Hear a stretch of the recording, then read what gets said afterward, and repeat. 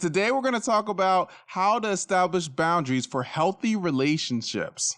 When you don't have any boundaries, you're just out of control, right? But when you set them, then you're going towards a certain thing in life and you're going towards a certain goal. The closer that you get to something that is good at this specific thing, the better chance you have at being good at it.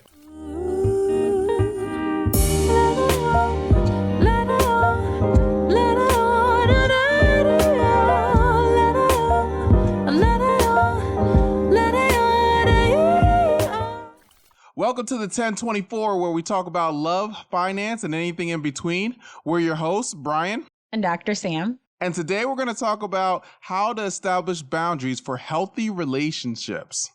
Okay, so this is a great topic because I know how difficult it can be to set a boundary and stick to it, especially when you have people around you that really want to persuade you and influence you to do something that you shouldn't be doing that's outside of your norm. What comes to mind is, one of my friends used to always say, "Hey, let's go out. Let's go." And it would be like 11 o'clock at night. Like, let's go out at 11 o'clock at night. And then we would party until like 5 o'clock in the morning. Well, that's good unless you have work in the morning, right? And it becomes difficult to create boundaries if you're trying to have success in life, because you need good sleep. You need to be able to be ready to go in the morning, and if you can't do those things and it interrupts your life, then it's success is out the window. Yeah, I think I read somewhere that they said establishing boundaries is necessary for when you want to keep people in your life, and it's not because you want to push people away. So just establishing boundaries with your friends, family, loved ones is a way to keep them continuously in your life instead of pushing them away. For me, I struggle with establishing boundaries because I assume once I set those boundaries, whether it be friends, my partners, family, whoever, it makes it seem as though I'm pushing them away. So this is a good thing for me to always keep in the back of my head, like you're establishing this to actually keep them in your life.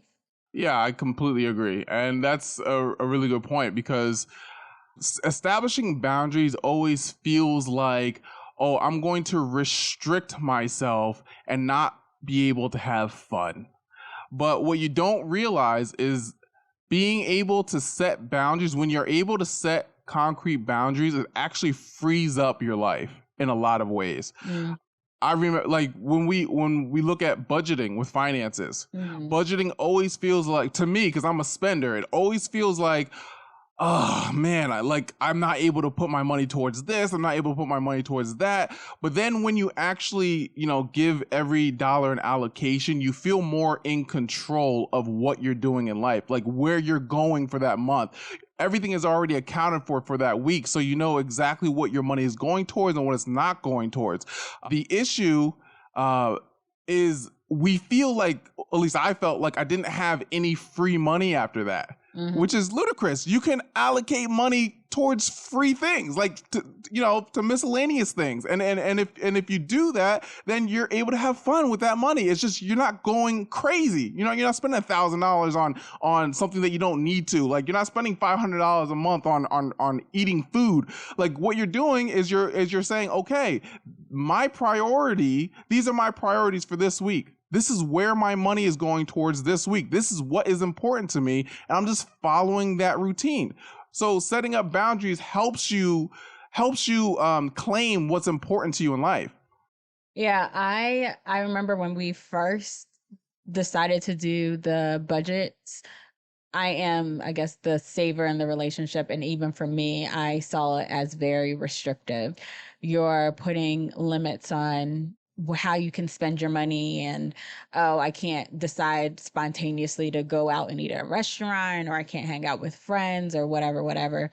But not recognizing, like, being able to set those boundaries helps not only like keep me aligned with my goals financially. Like right now, I'm paying off my student loan debt well, amongst other debt, I'm paying off my student loan debt, and being able to allocate that money and recognize like, okay, I budgeted $100 for restaurants this week. I can't go over that. This is how much I'm going to spend towards restaurants.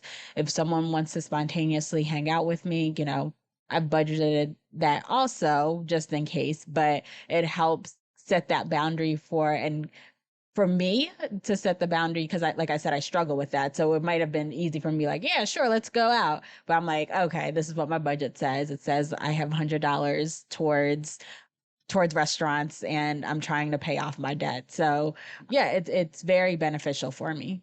Yeah, I think, and it's funny because when you start setting boundaries, right? When you start setting like clear, concise, okay, this is what I'm supposed to do, you're basically giving a vow. I vow to do this, whether it's with my money, whether it's to do with my relationships. You're vowing to set this boundary in this scenario.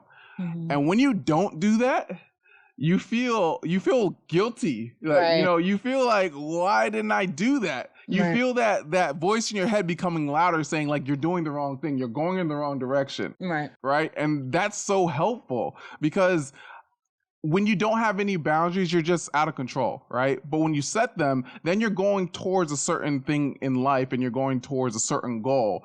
And that keeps you in line and keeps you in track with where you're trying to go. Mm-hmm.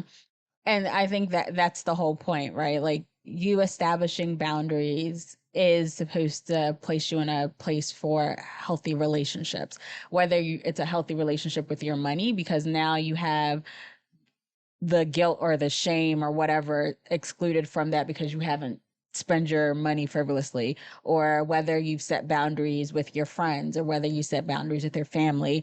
It takes away that unhealthy feeling that you feel once you've done something that was against what you wanted to do.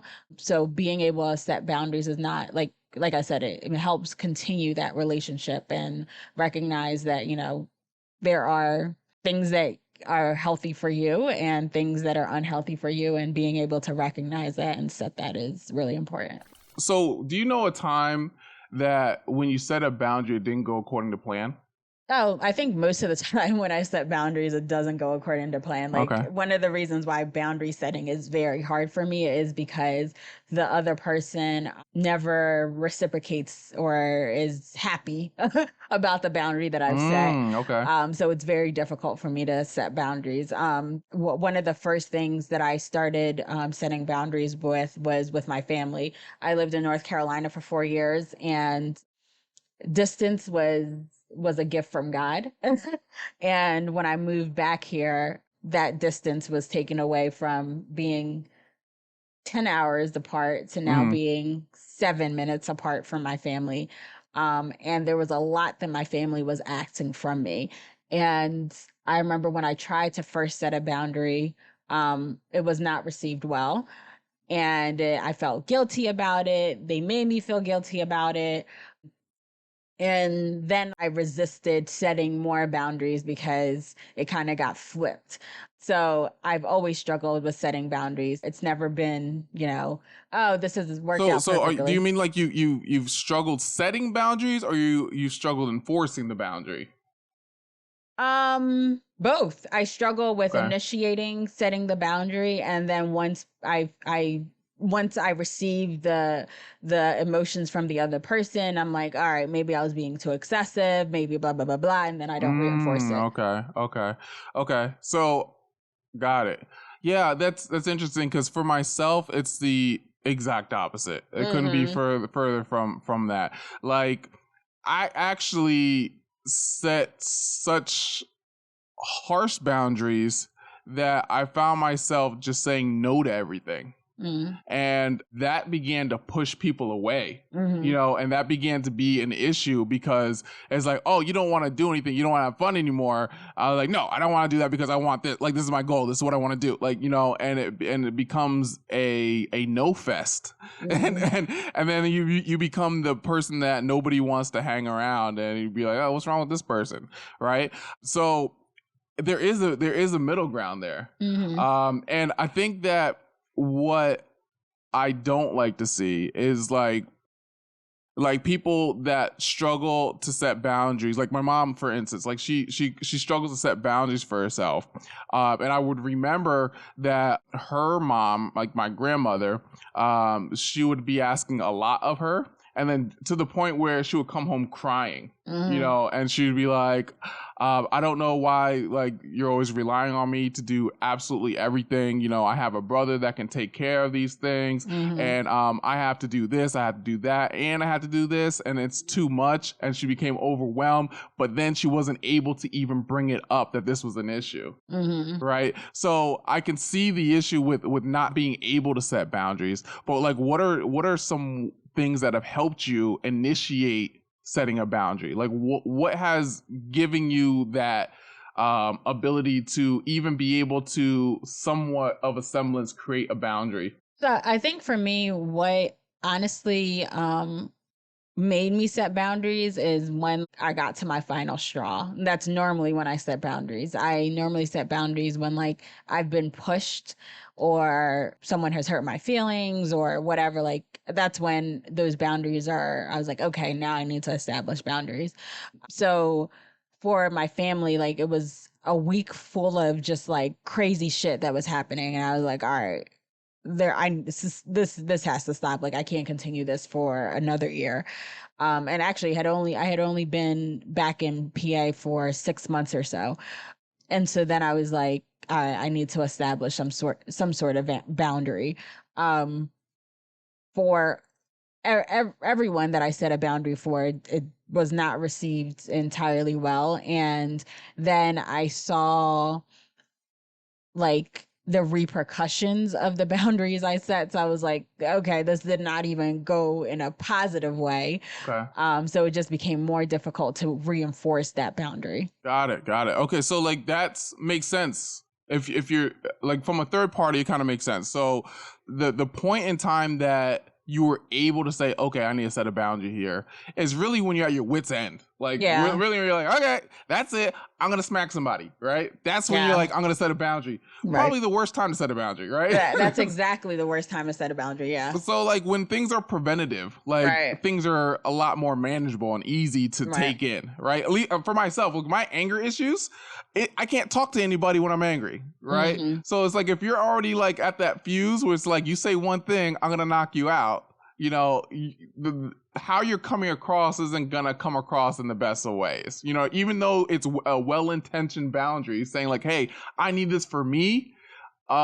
It's gonna come off like, fuck you, I don't care about you. Like, you know what I mean? And that's gonna make people angry, right? But what I've learned with at least like execution is in sales, like it's necessity.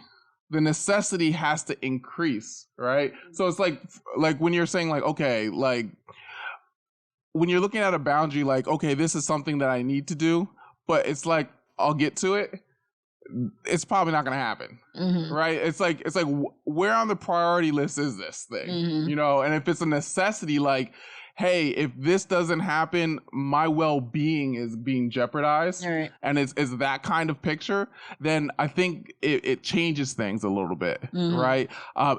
Because if you're waiting until the absolute end, it's gonna be a rough go regardless of what the circumstance is. Yeah. Yeah, I think for me, I at times want to be preventative, but I also don't want to like again, like I just don't like setting boundaries, and therefore I don't want to necessarily think of the negative that is going, because that in my head I'm like, I'm setting boundaries because someone's going to take advantage of something, or um there's going to be an argument that comes out of this and I need to protect myself or whatever. Like I'm already preparing for the worst. Um and so like with the North Carolina, like moving back from North Carolina, before I moved back, I had in my head, I knew it was going to be overwhelming for me, but I didn't set a boundary then because I was like, maybe it like that. Right. Like maybe that's not what's gonna happen. And then like immediately that's exactly what happened. Like school started. I was watching my little brother 3 days out of the week. Like My older brother was asking for things. My mom was asking me to take her. It was just completely overwhelming. And then that's when I was like, okay, yeah, nothing was going to change. I needed to have established this boundary before I even moved back. Right, right. So I'm thinking about back to like something that I did for myself. Like I remember when I created goals for myself, it was like a list of goals, which was the complete wrong way to do it, by the way. Like that was not a good way. What you're supposed to do when you're setting goals is you're supposed to write down your goal, but then you're also supposed to have a deadline for that goal, right? Or it's just like, hey, sometime in the future, this is going to happen, right? But I think because like I remember like when we talk about like with work and things like that, right? If you have like say 7 to 10 tasks that you have to accomplish in that week, right? You have so much on your schedule that you're like, look, I don't have any more room for this other thing. Right. And if you're able to say, I don't have enough room, that increases your necessity of getting this thing done. Right. And then you're like, hey, I have to set a boundary. There's no way I could take on this extra thing. Right. I have too much going on. I have these goals in line. You know, so I think that's one thing is like knowing exactly what you're doing that day. So then like these other things kind of take control, and where it's easier for you to say, hey, I can't do this. I have all this stuff going on. Right. I think also how my personality is like, they always say like folks that have experienced more trauma tend to be very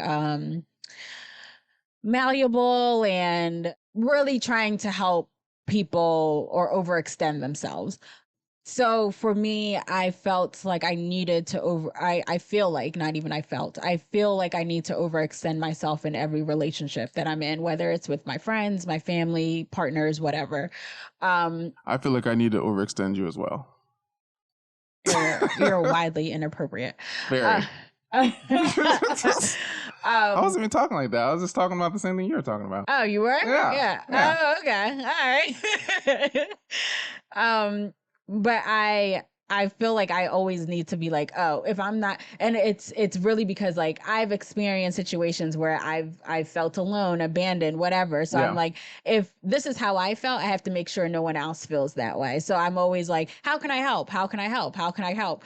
So in my head, it's very hard to be like, okay, I'm not helping this person. And once I don't help this person, in my head, I'm like, this person's going to feel alone. They're going to feel abandoned. They're going to feel betrayed, and things that I felt, I don't want that other person to feel too. So like, I just constantly feel like I need to come to the aid of people. Right. And then I take on too much. Right. And that's rough. I think that's rough for like people that live life, because there's two type of people. There's people that live life outward in, and there's other people that live life inward out. And what I mean by that is whenever something happens in the world, I don't say, oh, how are you feeling, and then like take that in, right? I say, how do I feel about this? And then I'm like, am I in a position to help? You see what I'm saying? So it's going inward out for me. But there's people out there like you, like yourself, that really care about people. You know what I mean? that really, like, that's the first, like, they will put themselves in a jeopardizing situation to help somebody else. And having a big heart like that isn't common amongst most people. So, I mean, that's obviously why you and I get along so well. But yeah, like, I think that the hardest thing to do is to say no for a lot of people. It is. Now, what's interesting is I'm thinking about when I worked at the Hartford and they were training me on how to train other people. And it wasn't just about saying things in the right way. It was about sandwiching a good response to it's like a good response. And then the middle thing is like, this is how you can improve. And then you're wrapping up with a good response. So I would imagine that would work when you're also helping other people, or when you're setting your own boundaries as well. Right. You know what I mean? Because like it's difficult enough to think that when I bring this up to this person, they're gonna feel sad, they're gonna be upset, they're gonna be angry.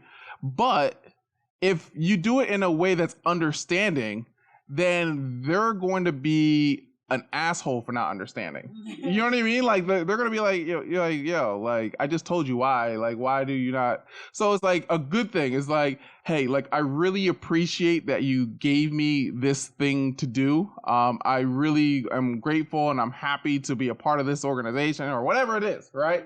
And then the middle part is like, however, there's these things that I have going on today and I can't fit it in, but I really wish I could. And I'm glad that you gave me the opportunity to even try. Like, you know what I mean? And it's less harsh.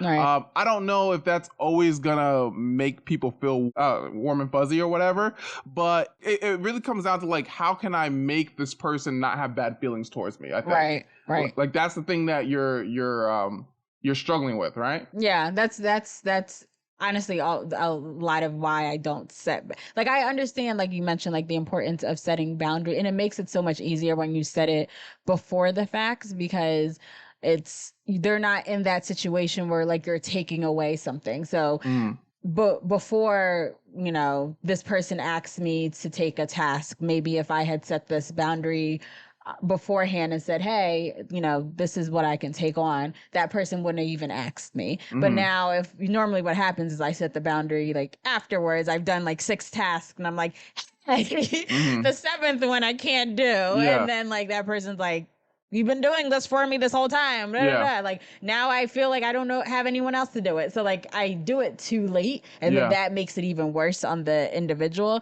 and then it makes me feel bad, and so on and so forth. So it's definitely important to have that conversation as early as possible. So you keep yourself accountable as well when that person has overstepped your boundary. So where in the timeline is it? So when you're like, okay, I need to set a boundary. Is this already too late? Like, do you already have 7 things that you're juggling, and then you're like, I need to set a boundary? Or is it like, hey, I'm filling up with things, and maybe now's a good time, but then you still wait, and then you keep filling up with things? Is that how it goes, or like, or do you know like right in the beginning, hey, I'll do 2 things, and then that's like, when do you actually know and conceptualize, I need to set a boundary here? I think I know what my boundaries are. Like I know things that make me upset. I know things that overwhelm me. I feel like, again, like I should be helping people. So even though I'm like, all right, this is overwhelming, I wait until I get to the point where it's too overwhelming, or I've reached my breaking point where I'm like, all right, if I do this last thing, I'm gonna break. Now I need to set a boundary. Okay. So your frame of reference is, I need to help people, and that takes priority over everything. Right. Okay. And then so there's no consideration towards yourself. No, I mean, I think I think about myself like, yeah, you're gonna I'm probably like complaining in my head like, Jesus, now I'm gonna spend like 2 hours doing this thing and I'm not gonna have enough sleep and blah blah blah. But I still do it. Yeah. See, what I think would be helpful for you is the thing that I do, and just say no. Yeah, I agree. I'm not disputing that. I think that no, would be I'm not like that. Not like just say no to people and that's it. It's problem solved. Click, click. Like I mean, like start off by saying no, right? Because if you start off by saying no, it actually gives you the space to say yes. Yeah, that's what I mean. Like, that's what I should start with. Like, I should definitely be like, these are the things I cannot do. So people already know that from the gate. Unfortunately, I don't do that. Like, I agree with you 100%. Yeah. That's something conversations I should have beforehand. For me, I when I enter into a relationship, I always say the one thing that I can't do is cheating. That's the one boundary that I set in a relationship. But what if you would help me by cheating? What if I would wait? What? Like you said, like the biggest thing is to help people. If you cheat, if you cheated, it would help you. Is that what you're saying? No, we're not going there. I'm saying if you cheated, it would help me somehow. No, I don't know. Like I think cheating is probably the only thing that I'm like really firm on before a relationship. Like, yeah. and firm on, like, that's what I'm saying. Like, that's the one boundary I have established. Right. That's it. Well, that's a great boundary. Yeah. Like, And no, like it's a great boundary, but like the same like veracity that you have towards cheating, right? Mhm. Because this is something that's absolutely not necessity. This cannot happen in the relationship. Right. Your necessity is high. Right. Cannot. Right. Right. So it's like, with that being said, that's the same type of energy you need with the other boundaries. Yeah, that you want to firmly set, right? There are boundaries that don't have to be so crazy, right? Yeah. Like there are boundaries where it's like, my bedtime is at 9 o'clock. You know, and it's like, okay, I can stay up till 9:30. It's not that big of a deal, but I'd rather not, like, you know. But if you say no first, then you can at least have the time to consider whether you want to or not. Right. Like, at least it gives you the space. But like what you're saying is like, what other people's feelings are taking precedence over your feelings is what it sounds like to me. Yeah, you've got it spot on, because that's what my therapist says all the time. Okay, so Yeah. is that a good thing? No, we've discussed my inability to set boundaries numerous times. Yeah. It's not a good thing No, in any it's not. situation. I feel like it's a good thing in some situations, though. Yeah, I think it's a good thing in some situations, but it's not a good thing when it is a pattern in all your relationships. I think that's when it's not a good thing. So is it helpful, like, to write down your strong boundaries? Yeah. That is helpful, right? So but it's then like, I just have to give it to the person. No. I mean, like, cheating, number one, right? Oh, okay. Then you're like, okay, what are the other boundaries that I want to set for myself that are just as, like, absolutely not, I'm not doing that. And just write down a list. And like, if any of these things pop up, they're an absolute no. Right from the start. Like, I'm not even going to consider it's a no. And then later on, I might think about it, but in the beginning, it's a no. And then start from there. Because like, at least it's not like there's 1% of boundaries that I've set. Like, now there's like at least 10% of boundaries that I've set. Right. But then I think what happened with me is, like, when I started saying no to things, like, it's addicting. It's very addicting. Because it's like, nah, I don't want to do that. And they're like, what, why? I don't want to do it. I'm like, I don't want to do it. And you're like, I don't want to do the things I don't want to do. Why should I do it? You know? And they're like, well, you should do it because I'm a nice person. I'm like, I don't give a fuck about you being like, you know what I mean? And then you become like a real asshole. But like I think for somebody that is like such a caring person, that'll bring you to the middle and not to my extreme. Yeah, I don't think I'll ever reach a point where I'm like, I like this. Yeah. I'll probably still be like, oh God, I don't want to do this, but I'll do. Like I said, I started setting boundaries, but I started setting them too late. Yeah. So I'm still in the process of learning how to set boundaries. I'm not there yet. I still struggle when I try to set a boundary and it backfires on me. It makes it harder for me to set boundaries again. So I'm still learning and struggling in that process. But yeah, but that's only involving other people. Because like, I've seen you set boundaries for yourself that you full-fledged hung on to for forever. Yeah, I could do that, like, definitely for myself. As soon as we started talking about, okay, let's pay off debts, you're like, okay, I'm not gonna go out eat out at a restaurant. Ever. Yeah, like, I'm not gonna do it. When it comes to setting a boundary as far as getting healthy and working out every morning, you set boundaries like, every morning I'm gonna do this. Yeah. Right. So whenever it's involving yourself and setting a boundary for yourself, you're able to do it like it's nothing. Right. It's really a boundary when it comes to another person. Exactly. Right. Yeah. Right. Yeah. So like the finances thing, like if we're talking like Christmas is coming up, I have 3 godchildren. In my head, I'm like, how can I finesse my finances now? Because this is other people where they'll be, you know, my god babies will be happy for Christmas. Right. So if this was all me, I'm not spending. How old are these god babies? I have a 3-month. Well, he's about to be 6 months old. I have a 2-year-old and I have a 4-year-old. They ain't gonna remember that shit. They're not even gonna remember it. But the stuff that their parents are asking for are like, you know, needs. They're not asking for like, oh, little Timmy wants a plasma screen TV. It's like he needs diapers and he needs snowshoes. It's not outrageous needs, but like the guilt from that is, all right, I'm their only godmother. They don't have multiple. That would be weird. I'm their only godmother, and then I'm not gonna get them what they need for the holidays. It brings guilt for me. But if this was all about myself and it's like, Sam, you're not spending anything for Christmas for yourself, I'm like, yeah, let's do this. I'm not spending anything for Christmas for myself. People will do more for other people than they will for themselves. Yeah, and that's just the way human nature works. But yeah, that's a time where you have to get creative, I think. You know, like if it's like, hey, my baby needs diapers, okay, let me get a full box of diapers.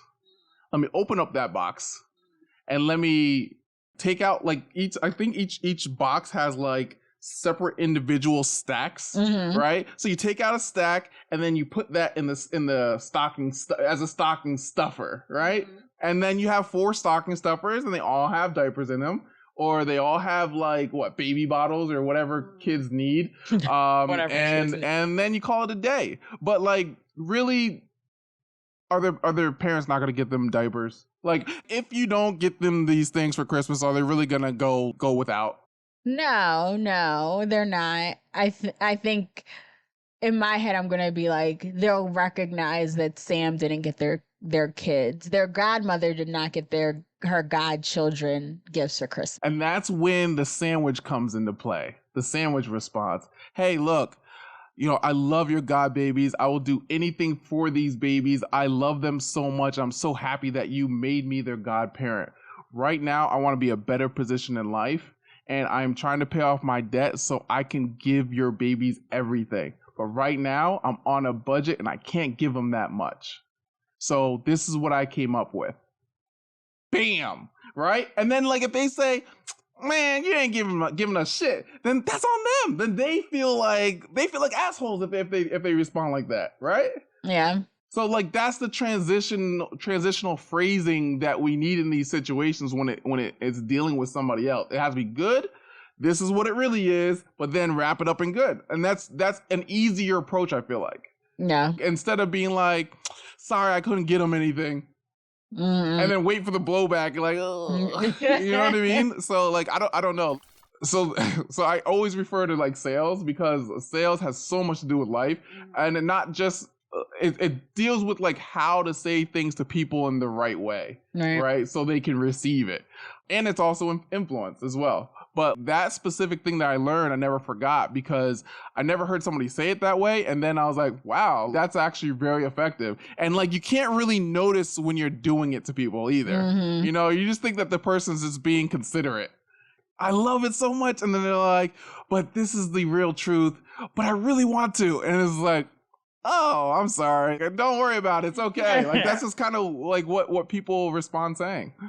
Yeah. So because I kind of already know myself, I've already budgeted for $200, and I was like, this is the max that I'm spending on the 3 kids, and everything else I'm still going to continue within my budget. But I've already prepared myself, because I've asked for like what their needs are, and I'm like, okay, I'll pick one thing from whatever the list is, and do it that way. Yeah, but I think to me, it's still very difficult to be like, I think that's a great idea. I think it's great to be able to sandwich, you know, the no between 2 other more enthusiastic phrases than no. But just, you know, with anything, you have to practice it. And I think I really slack off in practicing that muscle of saying no. I'm so used to saying, sure, I'll figure it out. Okay, like it's not even yes sometimes. But the other part of that is you mentioned that, okay, I set aside $200 for this specific thing because I know myself, right? So when you set that $200, does that work for you? Yeah, $200 works for me. That's a boundary. Yeah. That's a boundary. Like, we don't have to go to an extreme. Yeah. Right? I was like, hey, Christmas is coming up. People are expecting gifts. I'm going to set a boundary at $200 because that's what I can reasonably afford, but not completely go off the rails. Right. Right. So that's an okay boundary.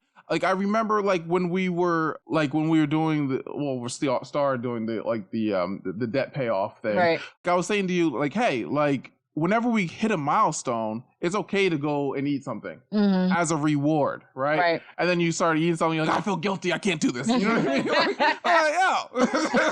Like, do you not like Chick-fil-A or not? Like, you know what I mean? I love Chick-fil-A and I miss it. But like, why do we have to go to the extreme with these things? Because the other factor that's important is your mental health, right? Like you have to actually be happy to live life. Right. And you don't want to set boundaries so stringent that is going to affect that. Right. Right. Why are we going to affect our happiness just because we want to set somebody else's boundary? Like that doesn't make sense to me. The boundary should be right for you, but it should also be considerate towards others, I think. Right. So that's the thing that I'm dealing with as well. Like when I say no to everything, that's not very considerate of other people, right? So it's hard. It's so hard. It's so hard to say yes. I don't know why, but it is. Like the Christmas lights was the very a prime example of that. Because looking at Christmas lights for me is like going into a dark corner and watching the paint dry, right? It's just like, why would you do that? Like, there's no point. I can't even see the paint. Like, it doesn't matter. Like, it's like that to me. However, you love Christmas lights. So I'm like, okay. I love Christmas and everything to do with Christmas. But what did I was like, no, I don't want to do it. You definitely said no to me. And you're like, do you want to go to the Winter Wonderland? I'm like, no, I don't want to do that shit. Said, sounds dumb. I was like, why don't you love me? I'm like, I didn't say that. Yes, you did. No, I just said I didn't want to look at the lights. And that's a great strategy. By the way, why don't you love me? What are you talking about? But then I'm like, you know what? And then I have to say, am I being considerate? And it's like, no, I'm not being considerate. Am I thinking about her? No, I'm not thinking about her. Am I thinking about me? Yes, I am. And I'm like, okay, so what's considerate in this situation? Like, I did set a boundary, but then I'm like, okay, what's considerate? And I'm like, all right, you want to look at the lights then? And we like today, I was like, let's go look at the lights. And it's like, what time was it? 11 a.m. It was 11 a.m. Like, let's go look at the lights then. I was like, that's how far removed I am from looking at Christmas lights. I'm like, let's go in the middle of the day to look at Christmas lights, and there's no lights anywhere. I'm like, you want to look at the lights? Lights are here. Here you go. Like, and that's it. But I promise you that we will go look at lights, and we will make that a event.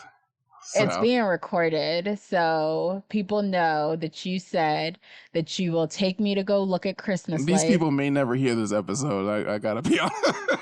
That you're taking me to go look at Christmas. It doesn't matter if they don't hear it. I will play it back for you and be like, remember that time when you said you were going to take me to go Christmas? And it will be like, I don't care if it's December 24th at 11:59. Okay. Like, we're going to look at Christmas lights. Okay, that's fair. That's fair.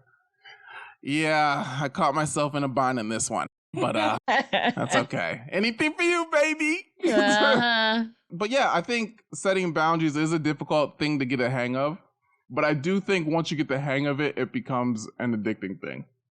Yeah, I think, yeah, like I said, it's something that I'm still working on. I've started setting boundaries just because I recognize how important it is in so many of my relationships, just because I struggle with it in every single one of my relationships. And I think it's beneficial for like my sanity, not only like, oh, I'm making sure like, oh, they're good. It's beneficial to make sure I'm okay, because there's a lot of things I feel like I force myself to tolerate to make sure to appease other people, and not necessarily recognizing like how that is weighing down on me. So definitely necessary. I have a good question. Sure. Who do you know that is good at setting boundaries? Who do I know that is good at setting boundaries? You. Who is the best model of setting boundaries in your life? Oh, best model, not you. I don't think you want to go there.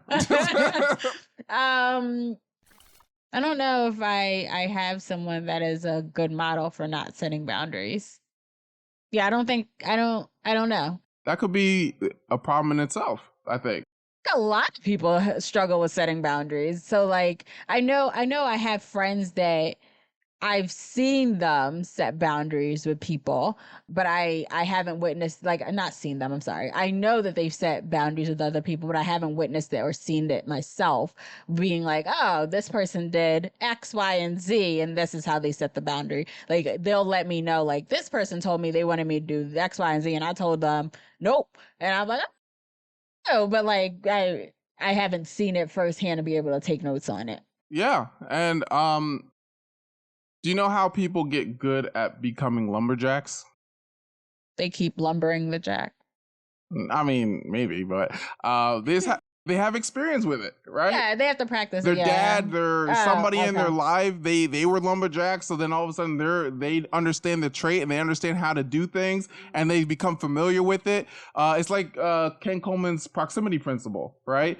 The closer that you get to something that is good at this specific thing, the better chance you have at being good at it, right? So it's like, if we don't have models of people that have good boundaries, Right. or are able to express their boundaries in a healthy way, in a Right. considerate way, if we don't have any models of that, yeah, it's going to be hard to set boundaries for us, Right. Yeah. So it's like, when I decided I wanted to learn sales, or when I decided I wanted to learn about business, or about financial freedom or anything like that, like, I didn't know anybody in my immediate circle that was good at that type of thing, Right. So then I had to go online and find people that were. Right. So it's like, this can also be an intentional thing that we're like, okay, setting boundaries. Who's good at setting boundaries? This person is, and why are they? Because they do this, this, and this right. And that gives me a little bit more of a resource to continually listen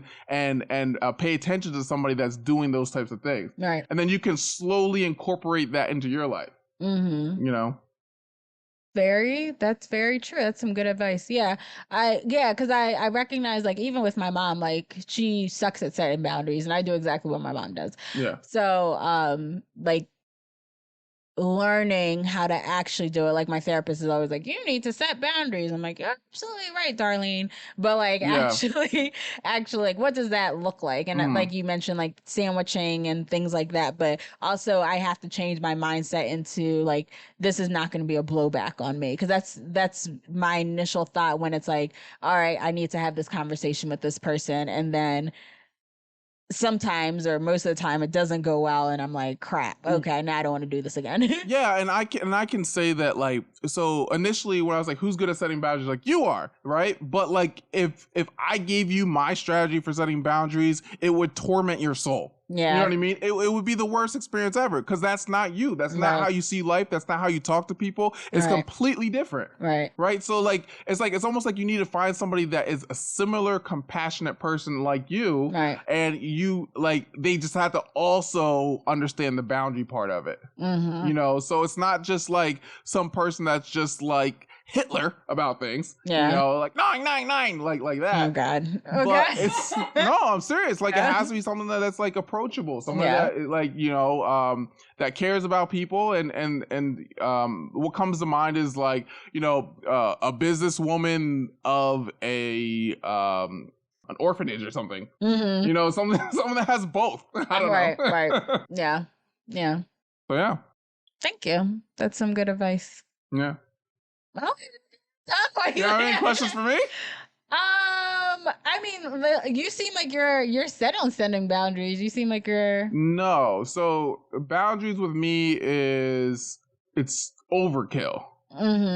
Right. So boundaries with me is like too much. It's on the other spectrum. So for myself, it's difficult to not push people away. It's difficult to be considerate. Right. So with those two things, I tend to do things on my own and keep a very small circle because of that. So I also feel like I'm missing out, because like there's people that just make friends like that, right? And I'm just like, nah, I don't want to do that. I want to do what I need to do and stay focused on the goal. Right. So for me, it's too much in the opposite direction. So what do you think you need to get to the middle? Like how I need to get to the middle? What do I think I need? I don't know.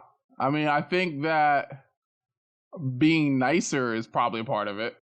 I've always wondered this, like, can people learn compassion? Or is that something that's inherited, whether you have it or you don't? Yeah. So that's a great question. And I've been wondering that a large part of my life, Mm-hmm. right? So I've always said to you, like, I lack empathy. Mm-hmm. So, especially when I get upset, like, it just becomes very blunt and straightforward. And it may hurt your feelings if I keep feeling like I'm being provoked Mm-hmm. or disrespected or whatever the thing I'm feeling is at that moment. And when that's the case, I'm learning to not blow a gasket, basically. Mm-hmm. And it's not like outlandish, like I'm like throwing plates at the wall or some shit. Like, I don't want to give you that idea because I know sometimes I speak colorfully. But but yeah, so it's like, so it's just something that like I know that it needs to be improved, because it's like when you get out of every like disagreement, the other person walks away crying. You're like, okay, there's an issue here, right? So I think that it can be learned, Mm-hmm. and the reason I think that is because when I remember, like when I remember the things that I have compassion for, that's when it's easier for me to not get angry, Mm. right? But it's almost like, for me, it's like a switch. It just turns off, right? So Okay. it's like when I get angry, it's like when they say in the movies, like, all I saw was red. Mm-hmm. It's kind of like that. I don't see red, but it's almost like anger just like kind of blinds you. Like fuchsia. I don't know, like I'm pink, kidding. like pink, the color pink. Fuchsia? Okay. But yeah, like I see pink. Like, I don't know. A light red. Yeah. But yeah, like, and that's the difficulty with it. So I'm doing a similar thing with preemptive, trying to be preemptive about it. Mm-hmm. So it's like I do feel when my anger is kind of building up. Mm-hmm. I found that breathing helps. You know, we go, okay, Mm-hmm. what are we doing here? Are we just gonna get angry here or not? Mm-hmm. I find that helps. I find that when we say, what's the saying? Like, let me help you, help me understand. Mm-hmm. That gives me a second gap, Mm-hmm. and then I have to make a decision.